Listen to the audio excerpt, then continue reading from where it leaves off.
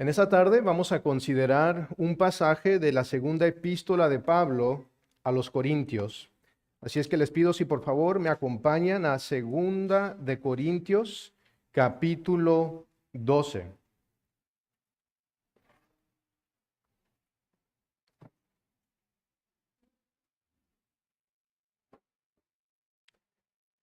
En este capítulo encontramos la continuación de un tema general que se inició en el capítulo 10 de esta misma carta. Y empezando en el capítulo 10, vemos al apóstol Pablo defender su propio ministerio apostólico de aquellos opositores que estaban poniendo su ministerio en tela de duda. Y él hace eso, en primer lugar, mostrando el éxito ministerial que el Señor había otorgado a su ministerio apostólico. Y en segundo lugar, hablando acerca de los sufrimientos y padecimientos que el apóstol había sufrido en el nombre del Señor. Y en el capítulo 12, Pablo presenta otra evidencia que le da credibilidad a su llamado apostólico. Y en los primeros 10 versículos leemos acerca de el privilegio que el apóstol tuvo de ser llevado al tercer cielo y contemplar las glorias celestiales. En esta tarde nosotros nos vamos a enfocar únicamente en los versículos 7 al 10, pero quisiera pedirles que me acompañen a leer los primeros 10 versículos. Segunda de Corintios capítulo 12, versículo 1. Leeré de la Nueva Biblia de las Américas. El gloriarse es necesario, aunque no es provechoso. Pasaré entonces a las visiones y revelaciones del Señor. Conozco a un hombre en Cristo que hace 14 años, no sé si en el cuerpo, no sé si fuera del cuerpo, Dios lo sabe, el tal fue arrebatado hasta el tercer cielo. Y conozco a tal hombre, si en el cuerpo o fuera del cuerpo, no lo sé, Dios lo sabe, que fue arrebatado al paraíso y escuchó palabras inefables que al hombre no se le permite expresar. De tal hombre sí me gloriaré. Pero en cuanto a mí mismo, no me gloriaré sino en mis debilidades. Porque si quisiera gloriarme, no sería insensato, pues diría la verdad. Pero me abstengo de hacerlo para que nadie piense de mí más de lo que ve en mí u oye de mí. Y dada la extraordinaria grandeza de las revelaciones, por esta razón, para impedir que me enalteciera, me fue dada una espina en la carne, un mensajero de Satanás que me abofetee para que no me enaltezca. Acerca de esto, 3 veces he rogado al Señor para que lo quitara de mí, y él me ha dicho, te basta mi gracia, pues mi poder se perfecciona en la debilidad. Por tanto, con muchísimo gusto me gloriaré más bien en mis debilidades, para que el poder de Cristo more en mí. Por eso me complazco en las debilidades, en insultos, en privaciones, en persecuciones y en angustias por amor a Cristo. Porque cuando soy débil, entonces soy fuerte. Oremos. Bendito Padre, tal como mencionó el pastor Rebolledo, es un privilegio el poder congregarnos en esta tarde, poder formar parte de este cuerpo santo, la iglesia, que es lo más precioso sobre la faz de la tierra. Y es preciosa porque le pertenece a tu Hijo Jesucristo, porque tu Hijo Jesucristo la compró con su propia sangre. Y qué privilegio, Señor, es el poder congregarnos con nuestras familias, con nuestros hijos, para rendirte culto, para confesar nuestros pecados y a la vez tener la certeza que nuestros pecados son perdonados en tu Hijo. Gracias, Señor, por el acceso que tenemos a tu palabra. Pedimos ahora que bendigas la predicación de la misma. Y es en el nombre de tu Hijo que oramos. Amén. Supongo que la gran mayoría de los presentes están familiarizados con El que es conocido como el príncipe de los predicadores del siglo XIX, Carlos Spurgeon. Y Carlos Spurgeon es un gran ejemplo del principio que enseña Pablo en el texto que leemos, de versículos 7 al 10, que el poder de Cristo se perfecciona en la debilidad de sus siervos. Muchos de ustedes saben que Charles Spurgeon sufrió muchos episodios de depresión en su vida. De hecho, sufría de depresión crónica gran parte de su vida adulta. Así es que su ministerio estaba incrustado en una vida emocional de sufrimiento y también sufrimiento físico. Y algunos sabrán que también por causa de su popularidad, por causa de la manera tan valiente en que se oponía a la liberalidad de su día, él también tuvo que sufrir mucha burla y mucha oposición de otros en la iglesia, incluyendo otros pastores y líderes. Y añadido a eso, también estaba el hecho de que su esposa, gran parte de su vida, sufrió de muchas tribulaciones, de muchas enfermedades. De hecho, ella fue inválida por gran parte del matrimonio que ellos tuvieron juntos, y Spurgeon tenía la responsabilidad de cuidar de ella. No obstante, la respuesta de Spurgeon a los sufrimientos, a las debilidades que él sufrió en su vida, fue la siguiente: instrumentos serán usados, pero sus debilidades intrínsecas serán manifestadas claramente. No se compartirá la gloria, ni se disminuirá el honor debido al Señor. Mi experiencia es que aquellos que son honrados por el Señor en público, usualmente tienen que sufrir algún escarmiento secreto, cargar alguna cruz peculiar para que no se exalten a sí mismos y así caigan en el lazo del diablo.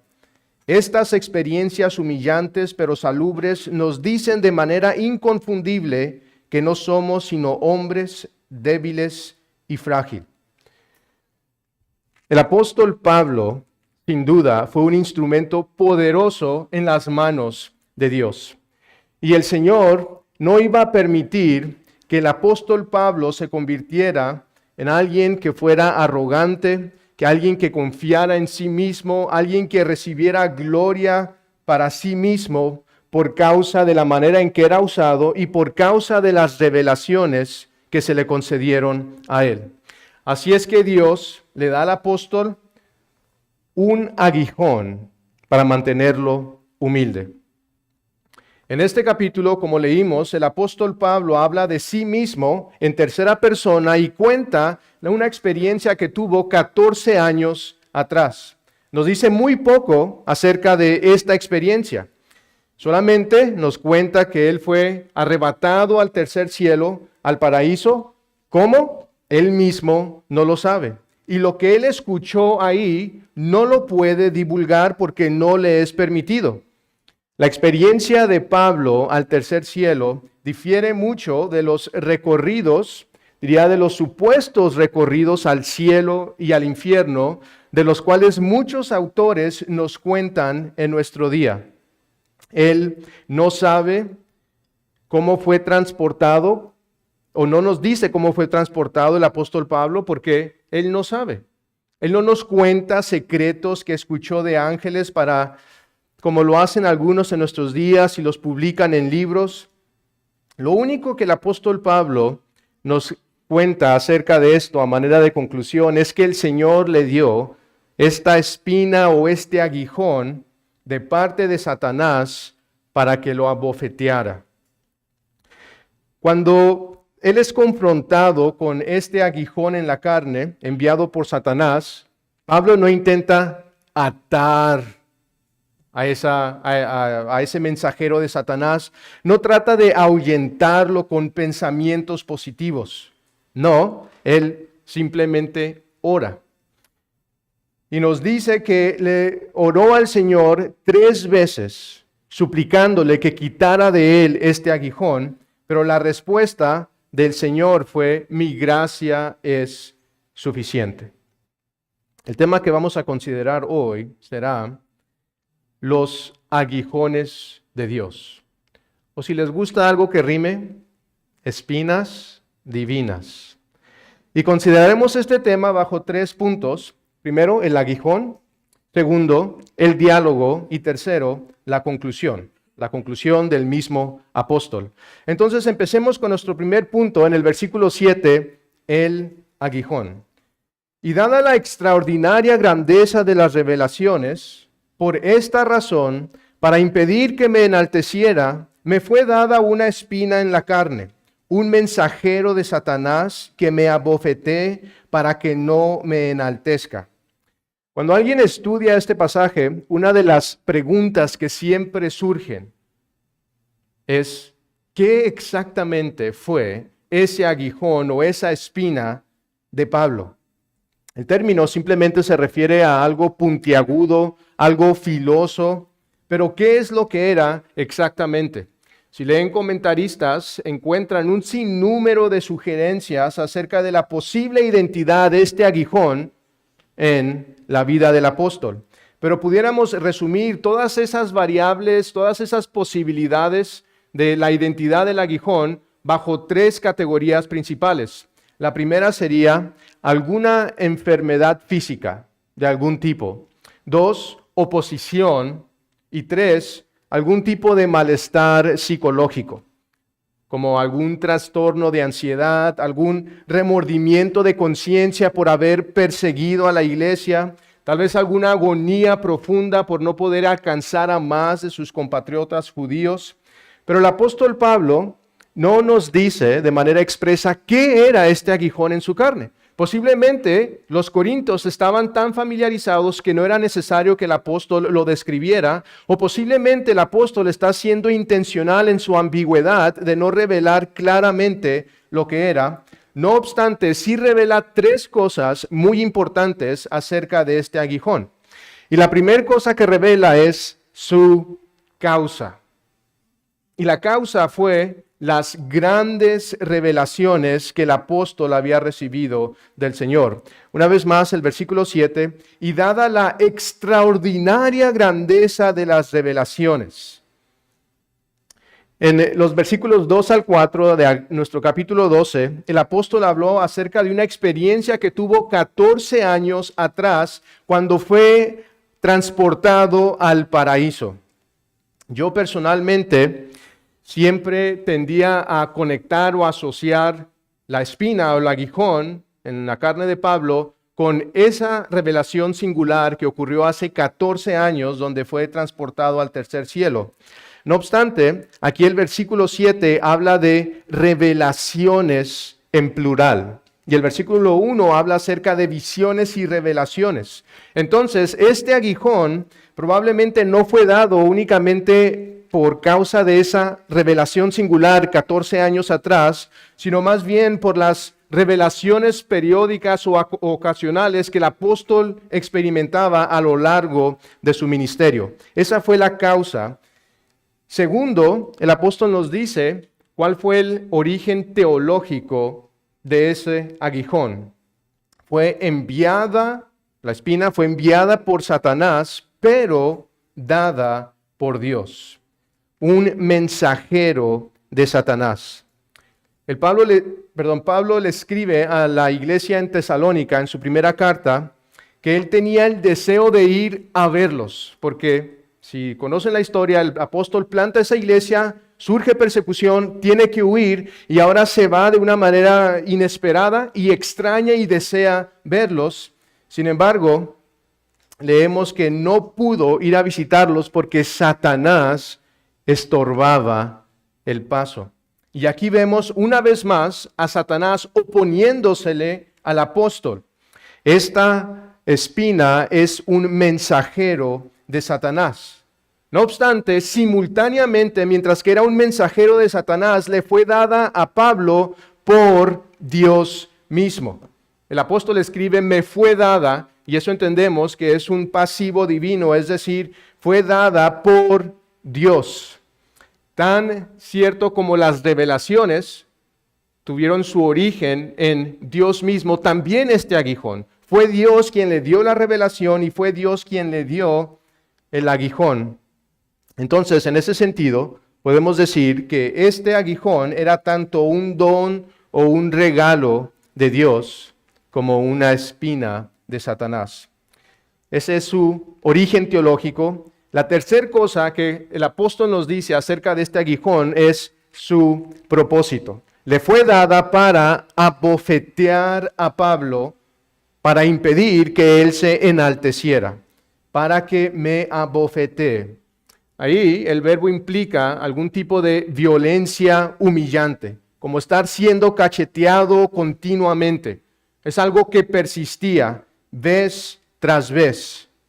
Y nosotros podemos entender que este aguijón, sea lo que sea, debió de haber sido algo sustancial en la vida del apóstol y no simplemente alguna irritación menor. Un apóstol que podría sufrir prestamente el tipo de sufrimiento que él describe en el capítulo 11, seguramente no hubiera acudido al Señor tan repetidamente, con tanto ahínco, para suplicarle que le quitara algo, si no fuera algo muy doloroso y posiblemente aún muy vergonzoso. A nosotros no se nos dice cuándo se le dio este aguijón al apóstol, pero parece ser que era algo que había persistido por muchos años. Tal vez regresándonos a 14 años atrás a esa visión que él menciona o aún antes de esa. Esto no era algo que ocurrió una vez en conexión con una revelación, sino era algo que continuamente él estaba sufriendo. Entonces, noten aquí que el apóstol Pablo estaba sufriendo las consecuencias de este aguijón porque Dios quería que él sufriera. Sí, era un mensajero de Satanás, no obstante, era la voluntad de Dios que el apóstol Pablo fuera atormentado como lo estaba haciendo. Pero sabemos que el propósito de Dios detrás de este aguijón era benéfico, para que no me enaltezca. Ese es el propósito. Y se repite al principio del versículo 7 y se repite al final del versículo 7. Dios quería que el apóstol permaneciera humilde y que permaneciera consciente de sus propias debilidades.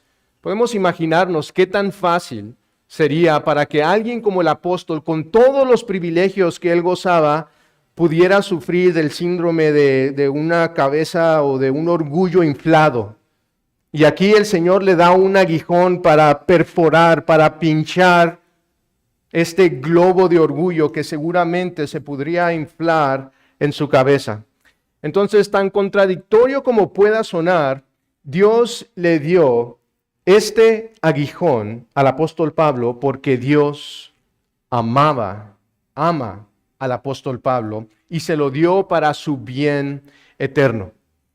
Sin duda que esto nos recuerda a la historia de José el soñador cuando fue vendido a esclavitud por sus 11 hermanos. Sin duda, una acción vil, una acción malvada, pero reflejando en ese hecho años después, el mismo José le dice a sus hermanos: ustedes pensaron hacerme mal, pero Dios lo cambió en bien para que sucediera como vemos hoy y se preservara la vida de mucha gente. Y así en el caso del apóstol, Satanás no tenía una intención buena al abofetear al apóstol como lo hacía. Él quería estorbarle, él quería que claudicara en su ministerio.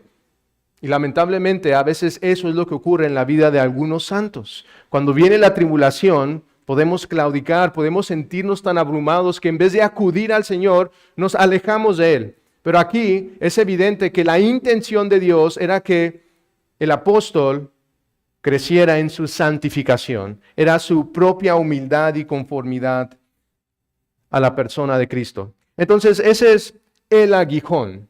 En segundo lugar, consideremos el diálogo que ocurre entre el apóstol y el Señor, la oración y la respuesta.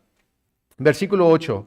Acerca de esto, 3 veces he rogado al Señor para que lo quitara de mí.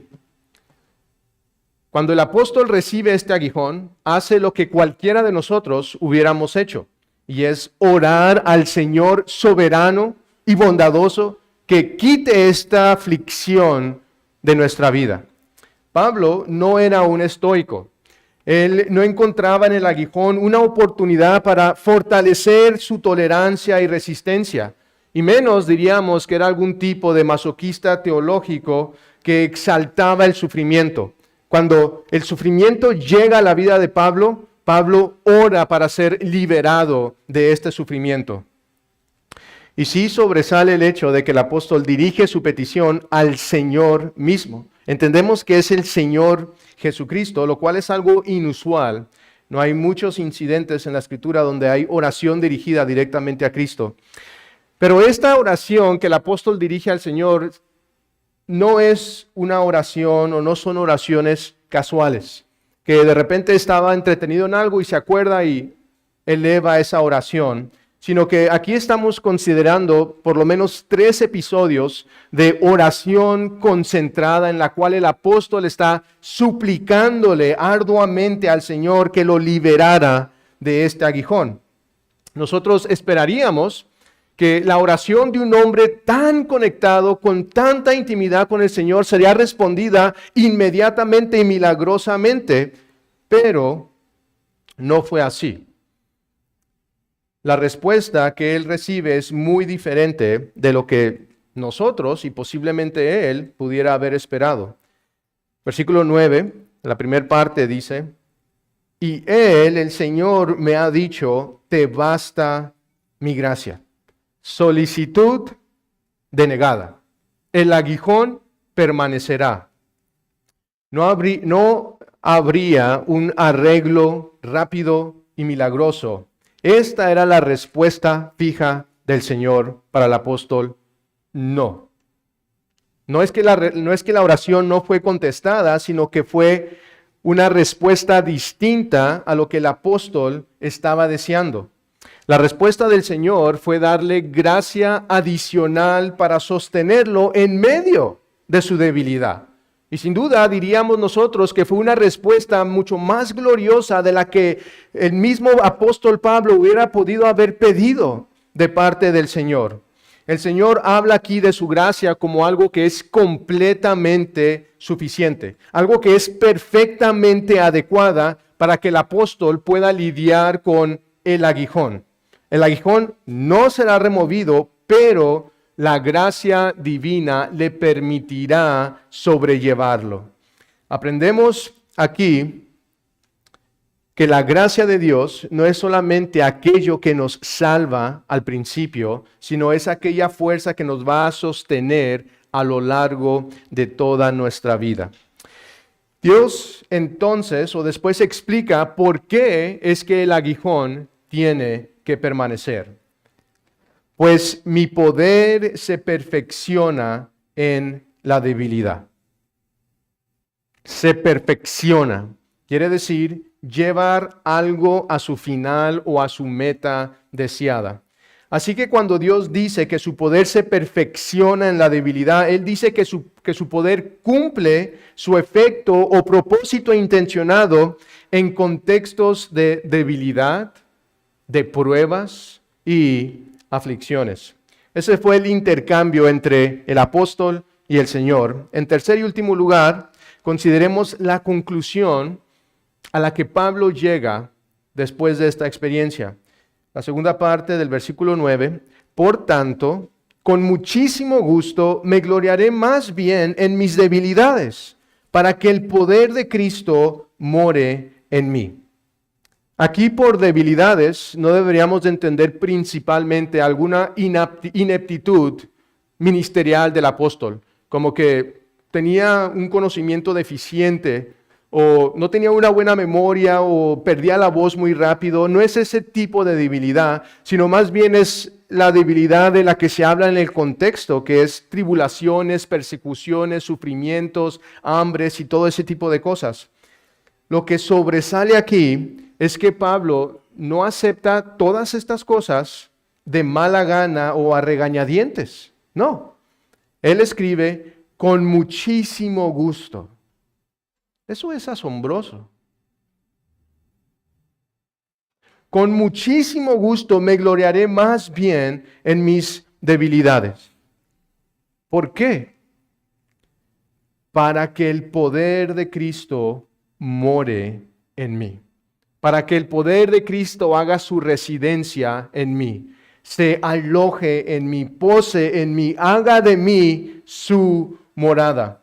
Pablo dice que el poder de Cristo descansa sobre los creyentes de manera especial cuando están experimentando debilidades. Cristo se nos acerca y nos da gracia sustentadora en medio de nuestras debilidades. Y continúa en el versículo 10, por eso me complazco en las debilidades, en insultos, en privaciones, en persecuciones y en angustias por amor a Cristo, porque cuando soy débil, entonces soy fuerte. El apóstol Pablo aplica la respuesta del Señor del versículo 9, no solo al aguijón específico por el cual él oró, sino a todas las dificultades que él experimentaba en su ministerio.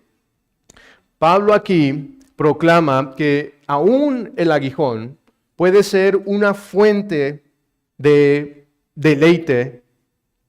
Dice, se complace en eso por causa del resultado de ese aguijón en su vida, que es santificación y un ministerio más productivo.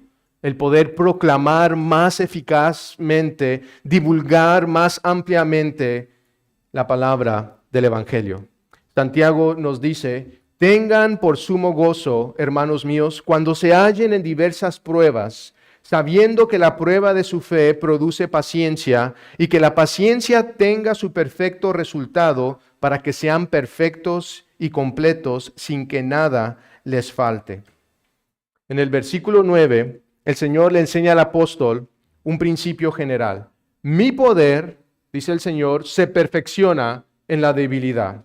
Y el apóstol ahora personaliza ese principio y dice, cuando yo soy débil, entonces soy fuerte. Y el punto del apóstol ahí es que las debilidades, las indignidades, las persecuciones, las afrentas que él sufrió o sufrió por causa de Cristo, todas estas cosas realmente lo posicionaban para tener un ministerio más efectivo. Así es que Dios permite que Satanás abofetee a Pablo, pero luego convierte al Pablo abofeteado en un instrumento aún mayor de su poder. Un Pablo arrogante, un Pablo soberbio, en vez de promover la causa, sin duda, estorbaría el avance del Evangelio. Pero un Pablo débil, consciente de su dependencia, humillado, aceleraría, y sin duda que lo hizo, el avance del Evangelio. El aguijón, el intercambio, y esta es la conclusión del apóstol Pablo. Ahora permítanme ofrecerles algunas palabras de aplicación. En primer lugar, consideren el propósito benéfico de las tribulaciones en sus propias vidas.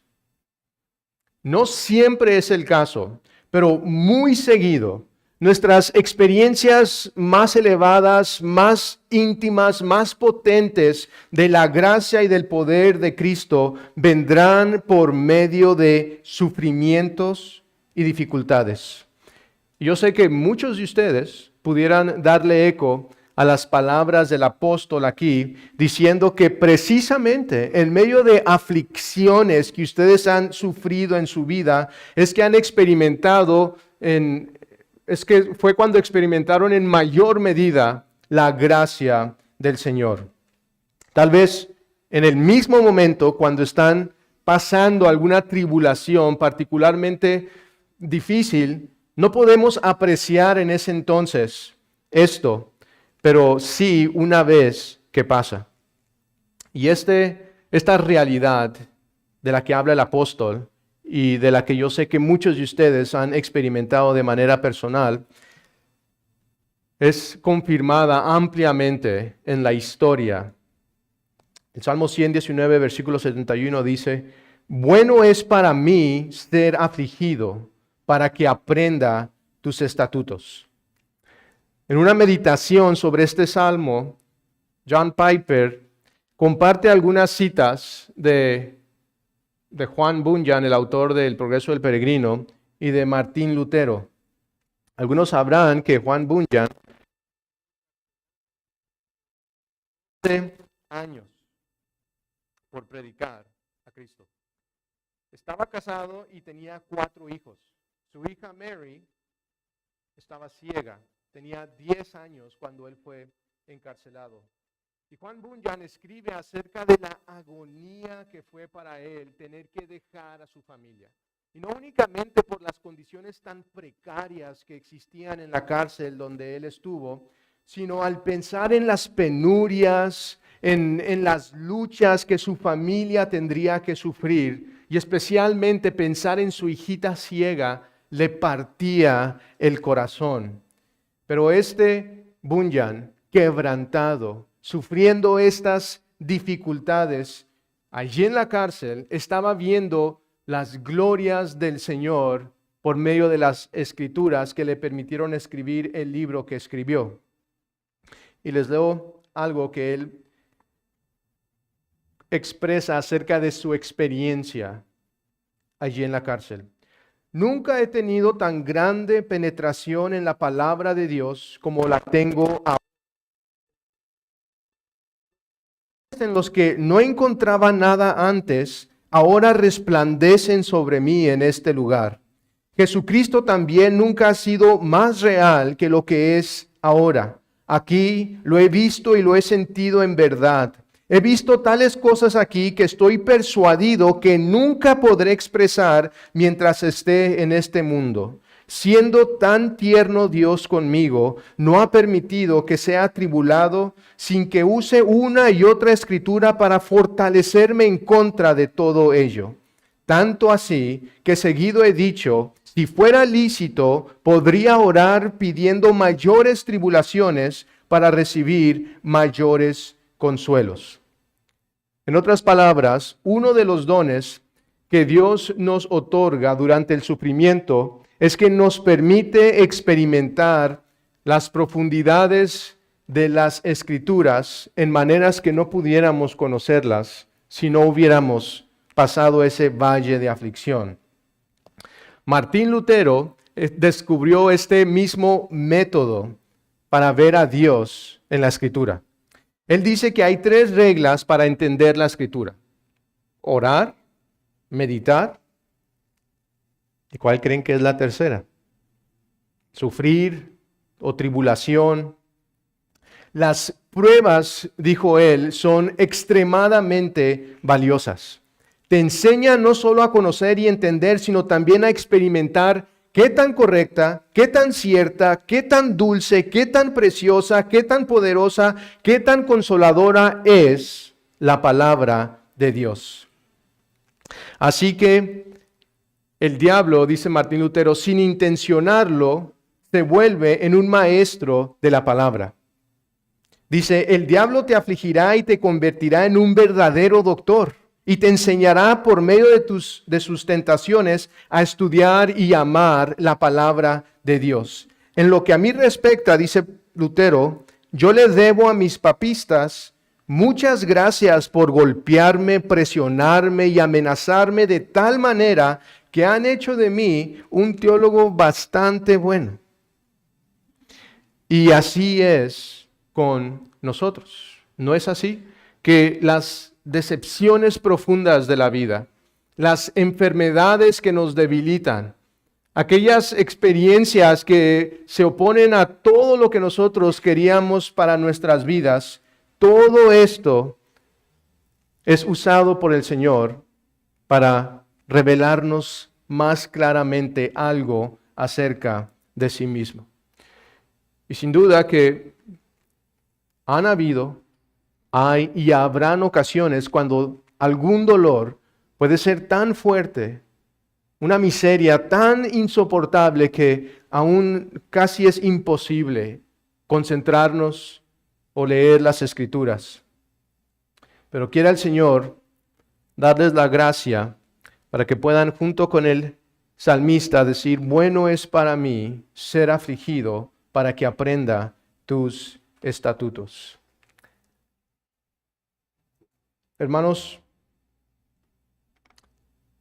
somos, dice el apóstol Pablo, más que vencedores en medio de nuestras tribulaciones. Es importante entender lo que nuestro texto no dice.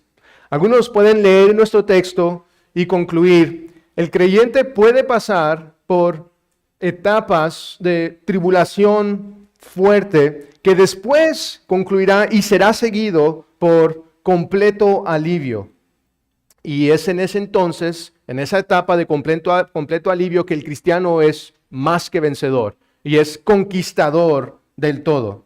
Pero ese entender, de alguna manera, tuerce lo que el mismo apóstol está diciendo aquí. El apóstol no dice que el aguijón, la dificultad, después es seguida por gracia. No, él dice que la gracia es dada juntamente con el aguijón para poder lidiar con esas debilidades. No que el aguijón es extraído, sino que permanece, pero al aguijón se le añade el bálsamo de la gracia. Este principio lo vemos claramente en Romanos 8, donde el mismo apóstol dice, ¿quién nos separará del amor de Cristo? ¿Tribulación o angustia o persecución o hambre o desnudez o peligro o espada? Tal como está escrito, por causa tuya somos puestos a muerte todo el día. Somos considerados como ovejas para el matadero, pero en todas estas cosas somos más que vencedores por medio de aquel que nos amó. Mientras uno está padeciendo todas las aflicciones mencionadas aquí, dice el apóstol, en ese momento somos más que vencedores. No dice que nuestra victoria consiste en la terminación de estas tribulaciones, sino que nuestra victoria es concurrente con las mismas. Somos vencedores en medio de ellas. Y luego continúa y nos explica por qué. Versículo 38, estoy en Romanos 8. Porque estoy convencido de que ni la muerte, ni la vida, ni ángeles, ni principados, ni lo presente, ni lo porvenir, ni los poderes, ni lo alto, ni lo profundo, ni ninguna otra cosa creada nos podrá separar del amor de Dios que es en Cristo Jesús, Señor nuestro. El Señor nos amó desde antes de la fundación del mundo. Aún antes de crearnos, Él ya nos amaba. Nos amó antes de ser enemigos, mientras aún estábamos bajo la ira de Dios. A la misma vez, de alguna manera que sobrepasa nuestro entendimiento, ya éramos el objeto del amor de Dios antes de ser regenerados. Y el Señor nos ama en medio de nuestras tribulaciones y todo lo que hace, lo hace para nuestro bien eterno. Nosotros no recibimos excepto gracia de parte de Cristo. Para aquellos quienes fueron unidos a Cristo desde antes de la fundación del mundo, es cosa certera que todo lo que reciben de la mano del Padre es pura gracia. Es posible que alguien esté pasando por alguna tribulación hoy. Esa respuesta que el Señor le da al apóstol, bástate mi gracia, es algo que podemos cantar en himnos y algo que podemos compartirnos unos a otros. Pero cuando el apóstol recién lo escuchó, definitivamente no fue algo fácil de contemplar, algo fácil de recibir. Es difícil aceptarlo cuando sientes que el aguijón está presionando fuertemente contra ti.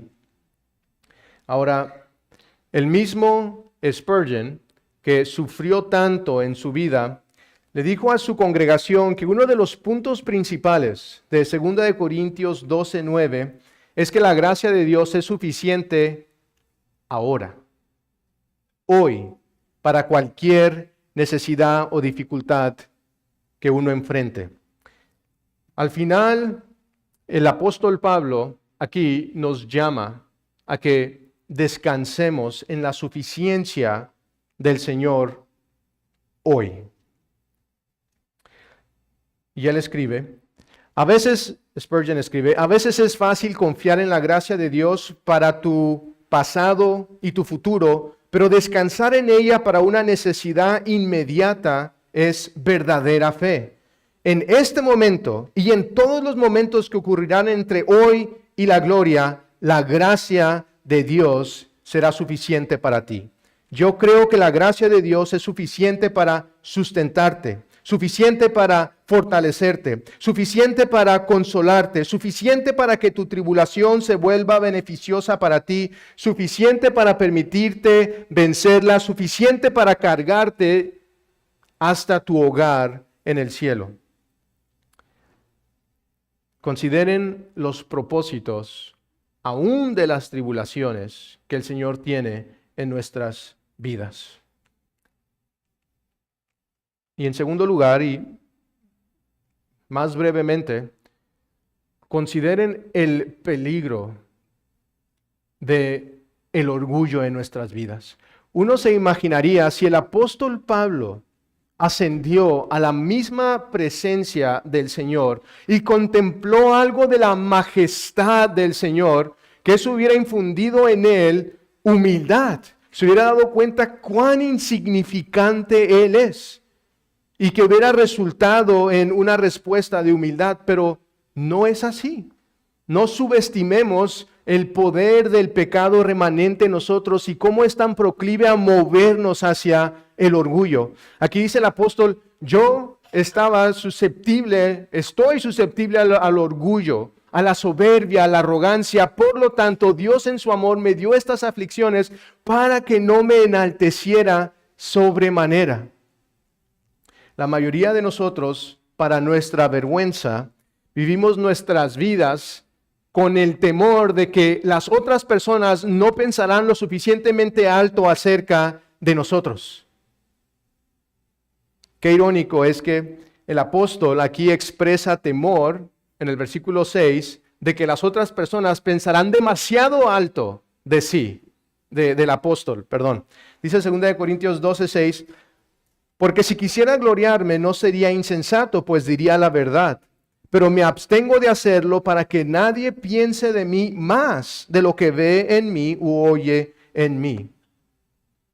El apóstol Pablo, sin duda, por medio de todas estas aflicciones, todas estas tribulaciones, estaba aprendiendo la lección de que es frágil, de que es dependiente.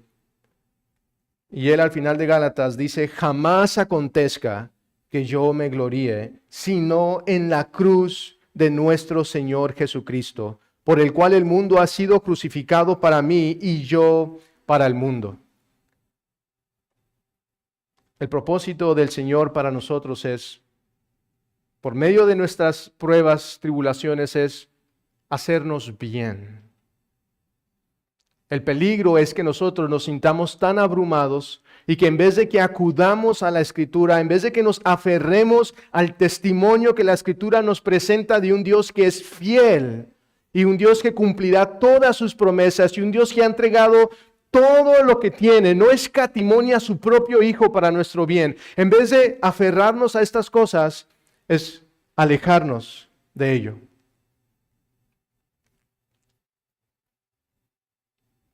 Así dice el Señor, no se gloríe el sabio de su sabiduría, ni se gloríe el poderoso de su poder, ni el rico se gloríe de su riqueza. Pero si alguien se gloría, gloríese en esto.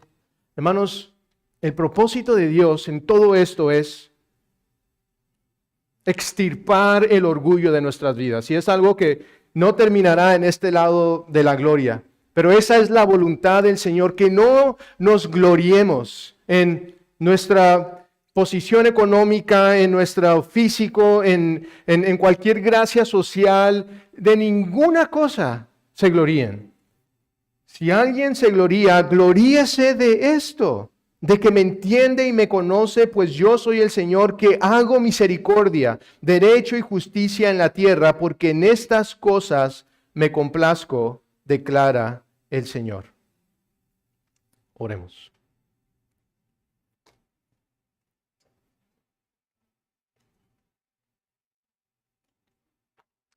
Bendito Padre,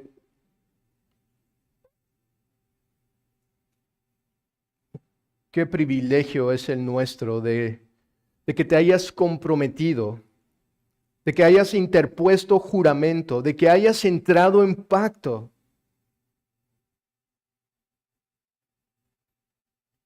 con un grupo tan rebelde, tan indigno de ti.